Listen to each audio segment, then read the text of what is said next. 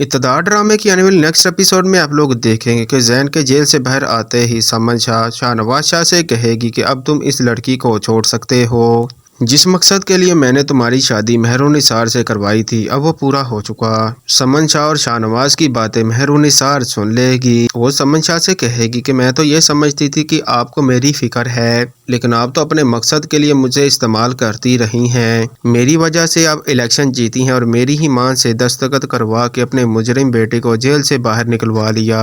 आप और शाहनवाज ने मिलकर हमारे साथ धोखा किया। आप क्या समझती थी कि आप जीत चुकी हैं? मैं आपकी जीत को हार में बदल दूंगी। मीडिया के सामने मैं सब कुछ सच सच बता दूंगी। मेहरुनिसार धमकी देकर घर से जाने लगती है। समन शाह शाहनवाज से कहती है इस लड़की को रोको, नहीं तो ये लड़की सब कुछ किए कराए पर पानी फेर देगी। इस तरह शाहनवाज शाह मेहरुनिसार को रोकेगा और मेहरुनिसार शाहनवाज से कहेगी कि मैं एक ही छत के तले अपने भाई के कातिल के साथ हरगिज नहीं रह सकती। शाहनवाज शाह मेहरुनिसार को किसी तरीके रोक लेता है। समन शाह शाहनवाज शाह से कहती है कि ये लड़की तो मेरी सोच से भी तेज निकली, इसका जल्द ही कुछ ना कुछ करना होगा। तुम इसे तलाक देकर इसे अगवा करवा दो। अपनी माँ की बात सुनते ही शाहनवाज शाह के दिल में मेहरुनिसार के लिए मोहब्बत पैदा हो जाती है और वो इसे ऐसा करने से रोक लेता है। जब शाहनवाज को एहसास होता है कि हमने मेहरुनिसार के घर वालों के साथ और मेहरू के साथ अच्छा नहीं किया, अगर मैंने मेहरुनिसार को छोड़ दिया तो कहीं उसके साथ कुछ गलत ना हो जाए।